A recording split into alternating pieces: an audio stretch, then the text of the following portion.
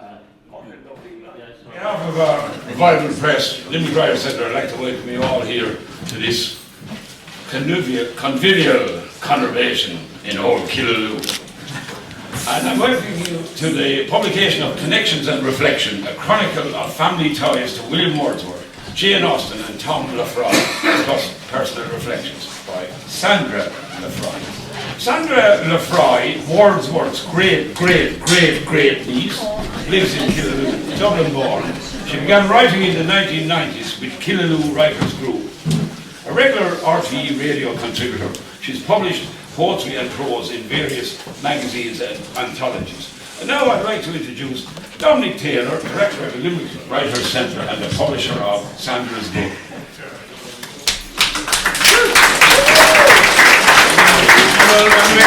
Thanks a million, Tom. I hope you can hear me. I'm not as loud as Tom.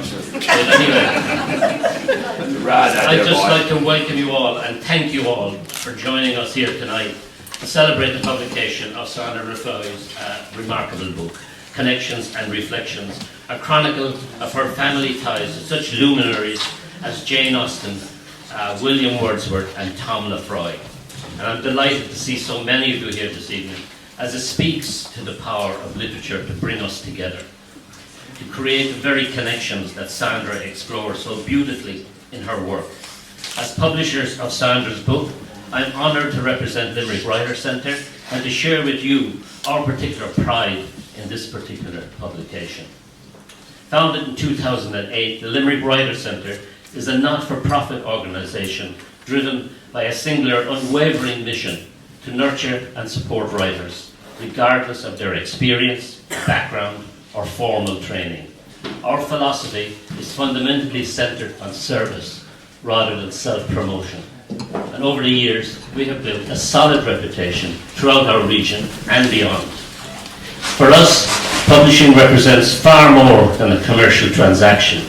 It's about creating connections that span generations, nurturing voices that might otherwise remain unheard, and building a vibrant literary community that extends far beyond the pages of any single book. Tonight, I'm particularly proud to announce that Connections and Reflections by Sandra Lefroy represents the 204th title we have published under our community publishing program since we began publishing in 2009. Each of these 204 books tells a unique story, preserves precious memories, or explores important themes. Tonight, we gather not merely to celebrate a book, but to honour Sandra's remarkable story and the genuine family connections that link her to some of the most celebrated figures in English literature and Irish history. Through her research, Sandra has traced her family ties to Jane Austen, whose novels continue to captivate readers worldwide, to William Wordsworth, whose poetry transformed our understanding of nature and human emotion, and to Tom Lefroy, a noted jurist who has long been regarded as an inspiration for Mr. Darcy in Austen's Pride and Prejudice. How fitting it is that Tom Lefroy, this man who may have inspired one of literature's most beloved characters, was born in Limerick in 1776, a detail that adds another layer of local pride to tonight's celebration. Like Austen, Wordsworth and Lefroy before her, Sandra understands that every family story, every personal connection, every moment of reflection has the potential to illuminate larger truths about the human experience. At the Limerick Writers Centre, we believe that whatever your story, whether it connects you to famous figures or simply to the people who shaped your world, it deserves to be remembered, celebrated and shared through performance and publication. I have no doubt that Sandra's stories will resonate deeply with readers, touching those who share similar family discoveries, inspiring those who are curious about their own heritage, and delighting those who simply love a well-told story rooted in literary history. The care and passion Sandra has brought to this project shines through every page, and I'm immensely proud that the Limerick Writers Centre has been part of bringing this gem of a book to the world. As we celebrate tonight, let us remember that books, like Connections and Reflections, do more than entertain or inform. They preserve, they connect, and they inspire. I have no doubt that Sandra's work will leave a lasting impact on all who read it. May her book find its way into many hands and many hearts, and may it inspire others to explore their own connections and reflections. Thank you once again for being here tonight, and congratulations, Sandra, on this wonderful achievement. Thank you very much, Dominic Taylor. Seán Donlon brings exceptional credentials to the launch.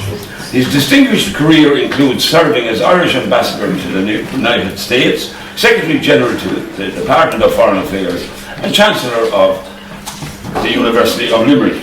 His presence underscores the significance of Sandra Lefroy's contribution to Irish literary and cultural heritage. Ladies and gentlemen, Mr. Seán Donlon.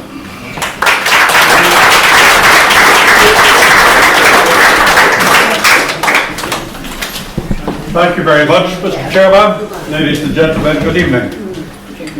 There must be something very special in the air, or maybe it's the water in Killaloe and in its general area, to produce so many distinguished writers. Anthony Trollope did some of his writings from Killaloe.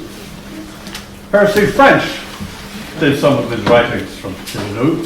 Incidentally, they were both civil servants at the time, and they were doing it in their spare time.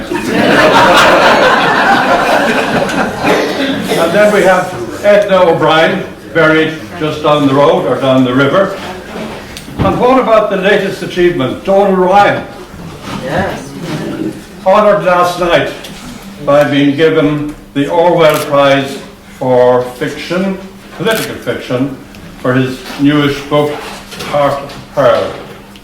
I mean, it is quite extraordinary that there is so much writing going on. I mean, Limerick, you would expect it, a big city, university, all sorts of facilities.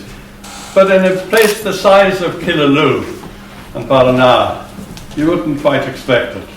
When I moved here, there was a Killaloe writers group in the 1990s, and now currently you have a very active Killaloe Ballina Local History Society, which produces at least one or two good books a year. And then we have the most distinguished third level institution of all, David Rice's Hedge School of Writing.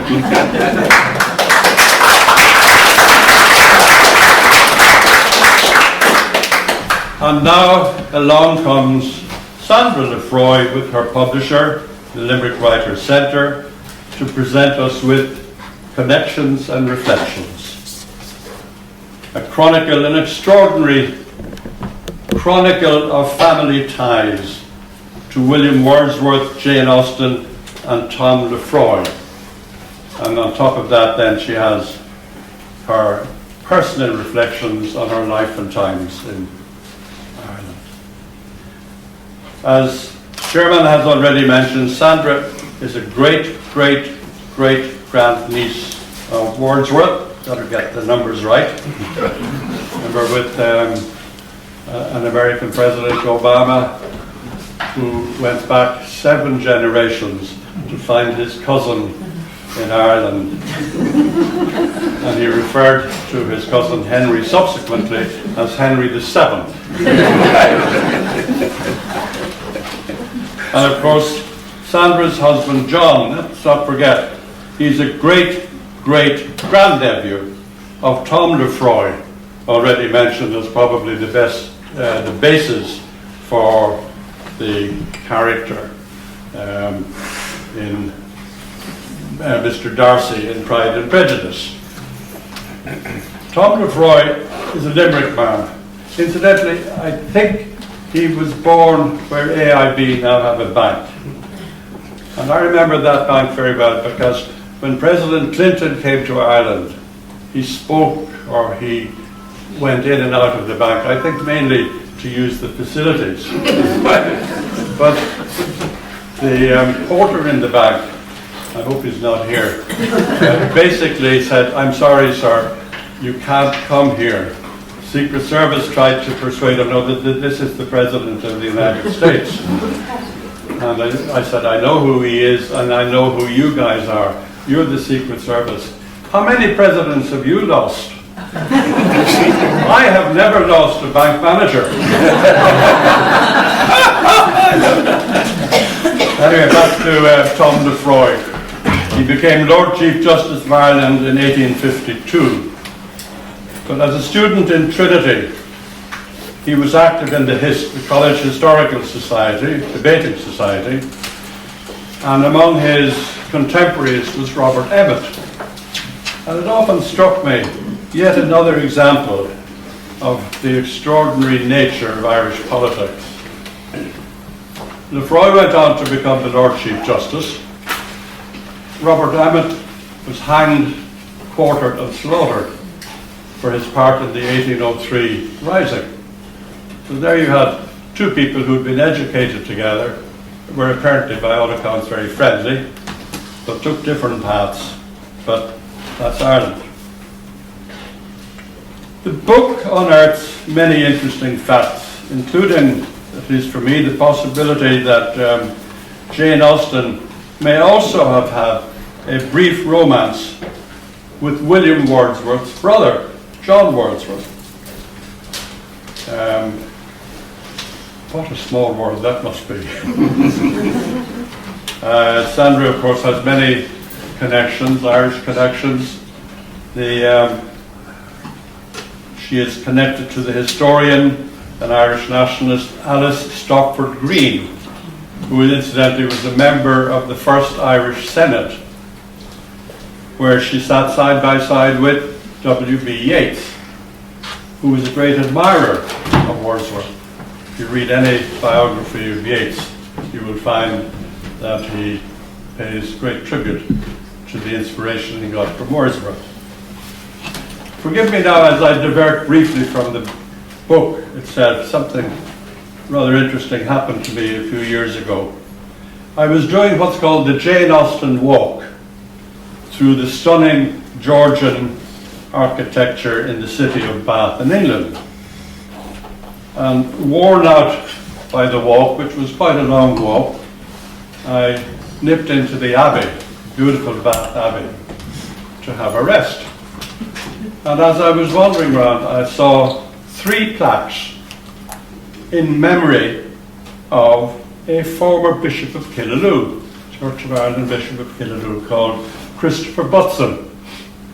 There's no memorial to him that I can find in the cathedral here, but he is apparently buried in Bath Abbey. And very briefly, his history is that he was initially appointed Bishop of Clonfert in 1804, and when Killaloe was amalgamated with Clonfert in 1834, he became Bishop of Killaloe. He died in Bath in 1836. I have no idea why he's buried and honoured there. Some of you may know. I haven't been able to find anything. I speculate his wife was from a wealthy mining family in nearby Cornwall, and I speculate he may have retired from Killaloe to Bath and died there.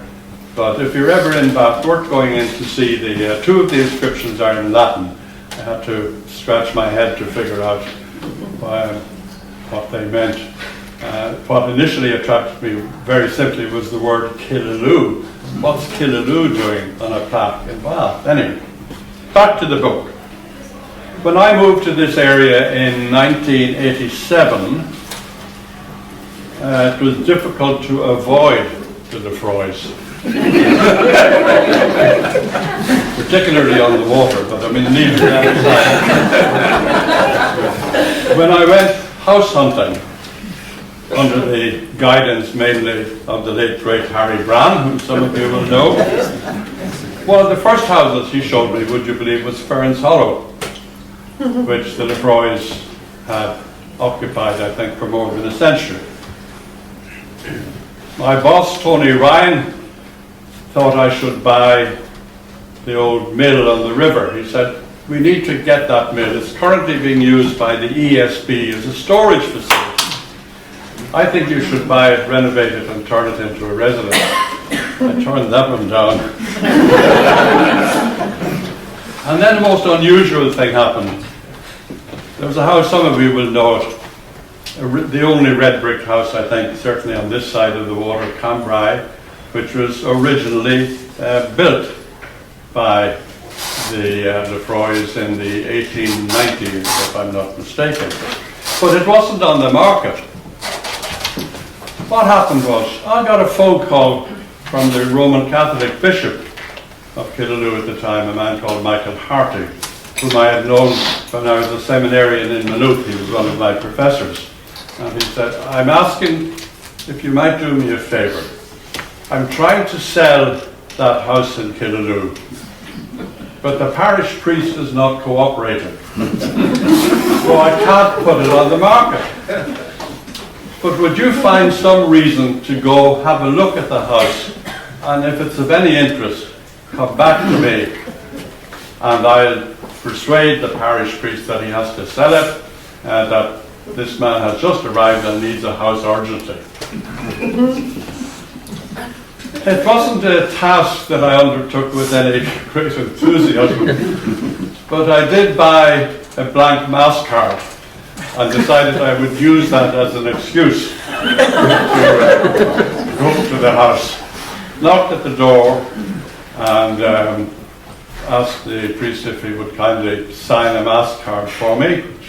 He said he did, but he had no pen, and I said, no, I don't have a pen either. So he had to go and look, and meanwhile, I did manage to look at least at parts of the ground floor and decided mainly the house was too big for me, and as many of you locally will know, the house remained in the possession of the Diocese of Killaloe until 16 years later, when John Clark bought it. So clearly the parish priest had more influence than the bishop was able to enforce. Anyway, so as I say, difficult to get away from the Lefroys in Killaloe, but what a contribution they've made. And reading Sandra's book has prompted many of the reflections that I've spoken about, and many of the very happy memories I have, particularly of the early days of Killaloe. So I congratulate you, Sandra. Very well done. I look forward to your next book. And I congratulate also the Limerick Writers' Centre, and I hereby formally launch the book and invite you all to buy 2 copies.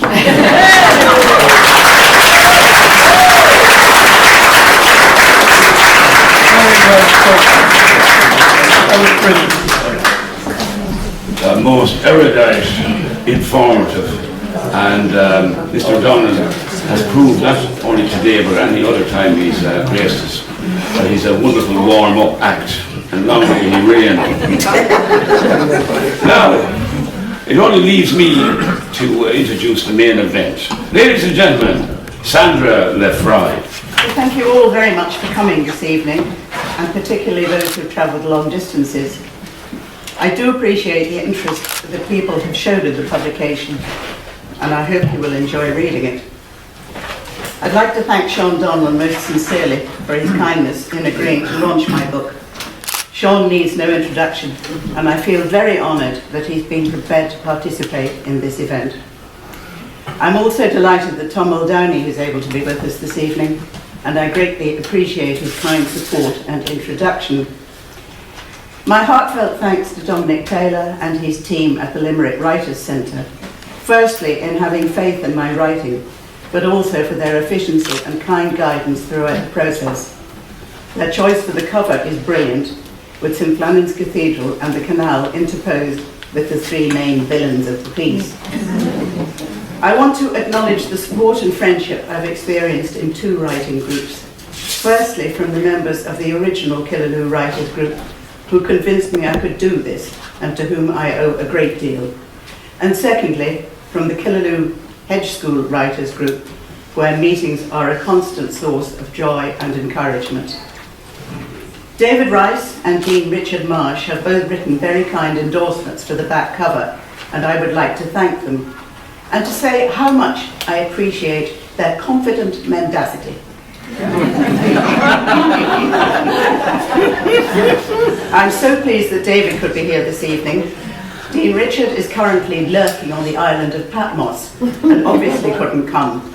But I suppose my volume couldn't really be expected to compete with that of St. John. And finally, to my long-suffering family, who tend to get sheets of paper thrust at them when they're trying to do something important like watching rugby, with a silly question like, does this work? Thank you for your endless patience. As the book falls naturally into two sections, it seems appropriate to read one piece from each section. I'm going to start with the Wordsworth connection, as it's the one that most people ask me about. William Wordsworth was born in Cockermount, Cumberland in 1770, the second of 5 children born to John Wordsworth, legal representative of the Earl of Lonsdale. William's elder brother Richard followed his father into law and became a London attorney. Their sister Dorothy, herself an accomplished poet and diarist, accompanied William on many of his travels and later kept house with him in Somerset and in the Lake District, providing him with much practical and spiritual support over the years. A third son, John, became a ship's captain. In a letter to a friend, Dorothy observes, "John, who is to be a sailor, has a most excellent heart. He's not as bright as William or Christopher, but he has very good common sense, and he's very well calculated for the profession he has chosen."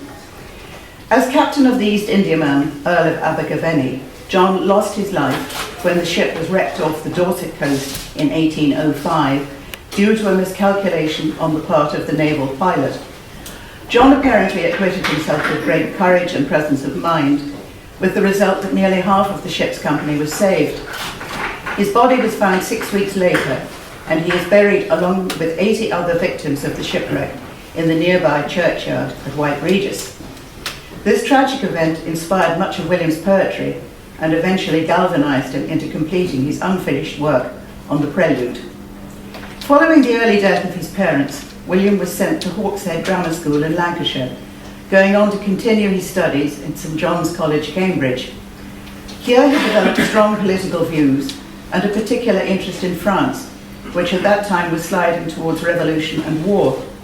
William undertook a walking tour of France with a view to learning more about the country's problems. There he met and fell in love with Annette Vallon, an affair which resulted in the birth of an illegitimate daughter, Anne Caroline. The political situation was such that William was obliged to return to England, and he and Annette were separated for a number of years.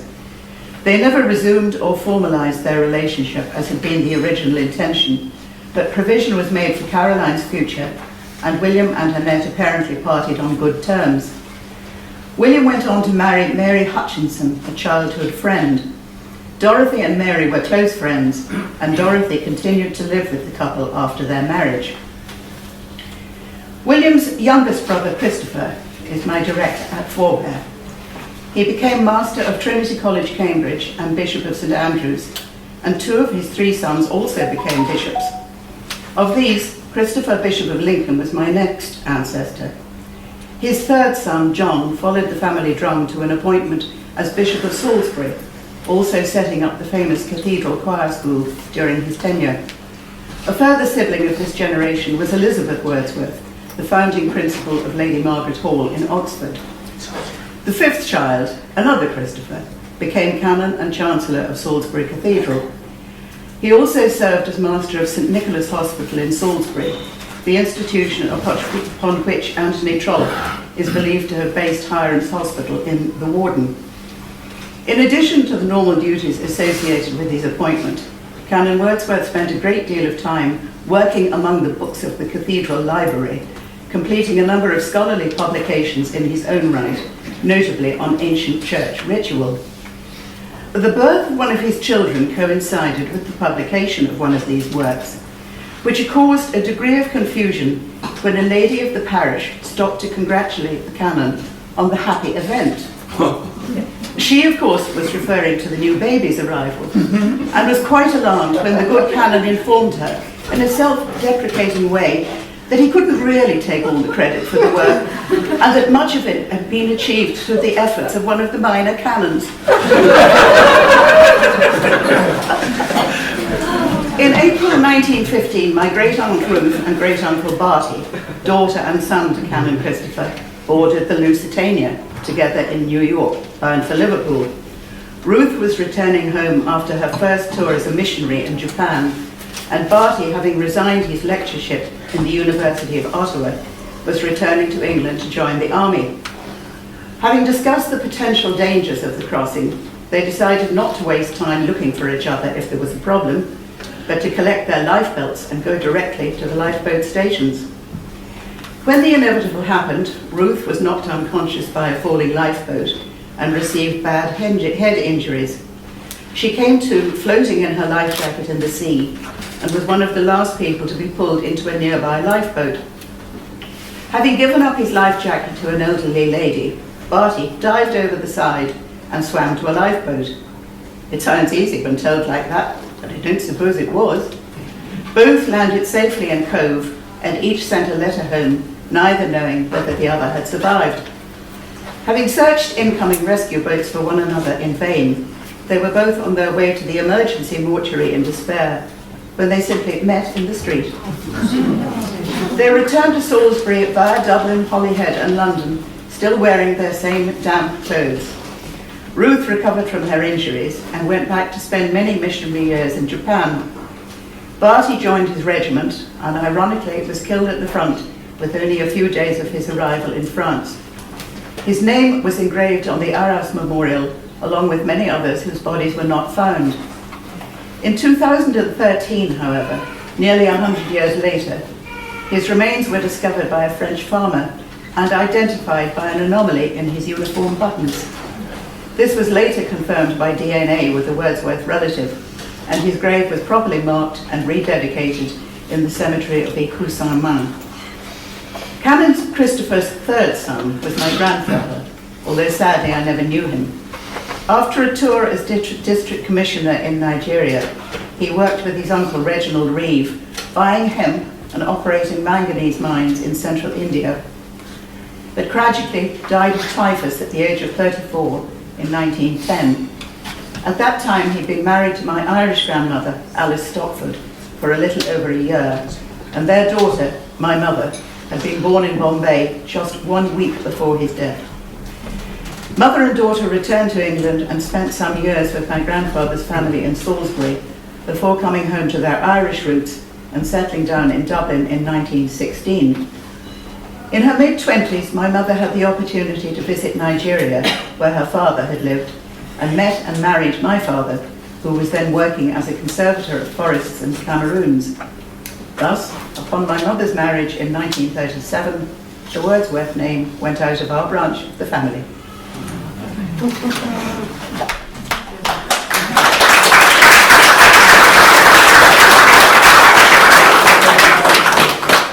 And from the second section, Reflections. This is a memoir from a house I used to live in as a child. It's called In High Places. It was dark, dusty and scary. The place where old suitcases went to die. There was very little light, just that which filtered through a weathered skylight, where generations of starlings had passed en route to illicit nests under the eaves. Rolls of old carpet and broken fire guards made for unsure steps, while water tanks and plumbing lay in wait for unwary shins.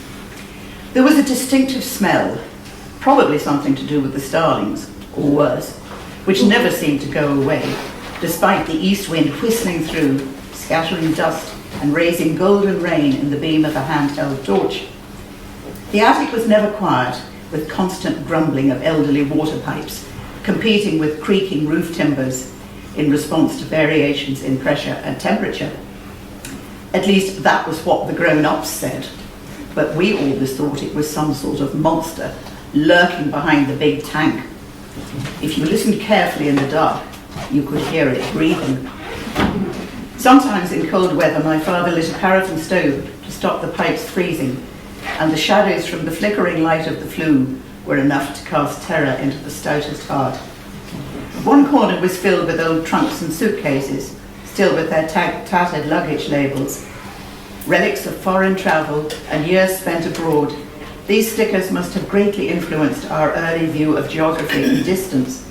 We saw nothing unusual in Bombay to Southampton or Liverpool to Lagos, although I always felt someone had been unfair to the trunks marked "Not Wanted on Voyage." A huge wardrobe trunk had to be hauled out of the attic to be explored. When opened, it stood on end, one side forming a hanging cupboard, the other a neat chest of drawers. Tin trunks from my parents' years in Nigeria contained the crumpled yellow newspaper used for packing, and a hat box containing my great-uncle Robert's topper, still proudly displayed its ancient Orient Express label. Further along was our old cot, with the marks on the top rail where somebody had cut their first teeth. Also a pram keeping company with a diminutive tricycle, and a warlike collection of native spears and masks from the Cameroons, which had somehow invaded the nursery area. There was a wooden Chinese tiger too, whose painted stripes and ferocious grin still tend to stray into my adult nightmares. The attic was a favourite haunt in a game of hide and seek, but its merit as a refuge was always tempered by the courage required to stay there alone in the dark for any length of time. Nowadays, the fashion would probably be to convert it into an extra room or something. But where would everything be stored until it became useful again? And where would old suitcases go to die?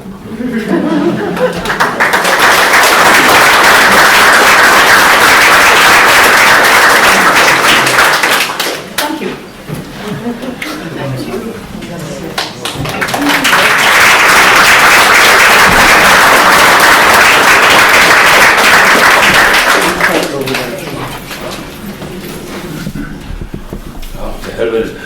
Ladies and gentlemen, thank you very much, Sandra.